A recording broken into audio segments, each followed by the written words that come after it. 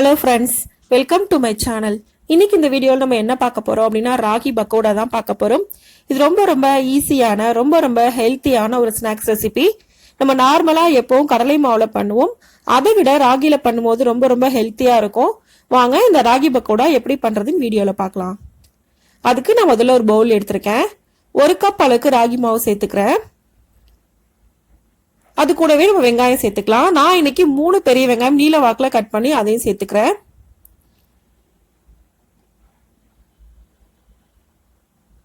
கொஞ்சமா கருவேப்பிலை பொடியா நறுக்கி அதையும் ஆட் பண்ணிக்கலாம். ஒரு கைப்பிடி அளவுக்கு முருங்கை இலை ஆட் பண்ணிக்கங்க. 1 ஸ்பூன் அளவுக்கு ஜீரகம், தேவையான அளவுக்கு உப்பு சேர்த்துக்கலாம். காரத்துக்கு ஏற்ற மாதிரி மிளகாய் தூள், நான் இன்னைக்கு 1 ஸ்பூன் அளவுக்கு மிளகாய் தூள் ஆட் பண்ணிருக்கேன். இது எல்லாம் சேர்த்ததுக்கு அப்புறமா நல்லா மிக்ஸ் பண்ணிக்கலாம். இது நல்லா மிக்ஸ் பண்ணதுக்கு அப்புறமா கொஞ்சமா தண்ணி ஊற்றி நம்ம மாவு ரெடி பண்ணிக்கலாம். பக்கோடாக்கு தண்ணி நிறைய தேவைப்படாது. ஒரு 2ல இருந்து 3 ஸ்பூன் அளவுக்கு தண்ணி ஊற்றினாலே போதும். இப்போ நல்லா மிக்ஸ் பண்ணியாச்சு. கொஞ்சமா தண்ணி ஊற்றி மாவை மிக்ஸ் பண்ணிக்கங்க.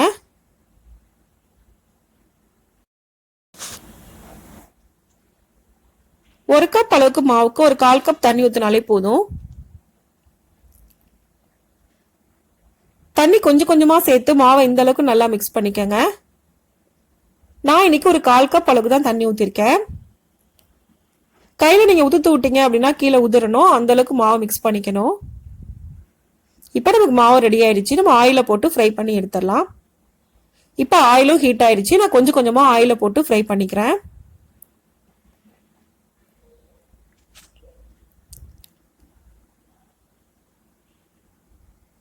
கொஞ்சமா மாவு எடுத்து இந்த மாதிரி போட்டுக்கங்க.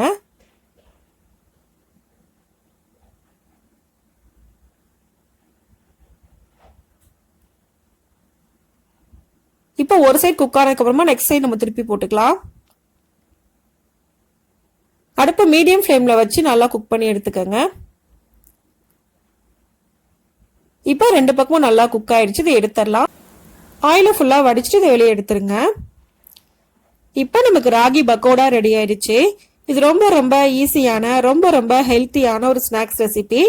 எப்பவுமே கடலை மாவு வச்சு பக்கோடா பண்றதுக்கு பதிலாக நம்ம ராகில பண்ணும்போது ரொம்ப ஹெல்த்தியாவும் இருக்கும். டேஸ்டும் ரொம்ப நல்லா இருக்கும். இந்த ரெசிபியை இதே மெத்தட்ல நீங்களும் செஞ்சு பாருங்க. இந்த வீடியோ உங்களுக்கு பிடிச்சிருந்தா லைக் பண்ணுங்க, ஷேர் பண்ணுங்க, கமெண்ட் பண்ணுங்க. மறக்காம சேனலை சப்ஸ்கிரைப் பண்ணுங்க. தேங்க்ஸ் ஃபார் வாட்சிங்.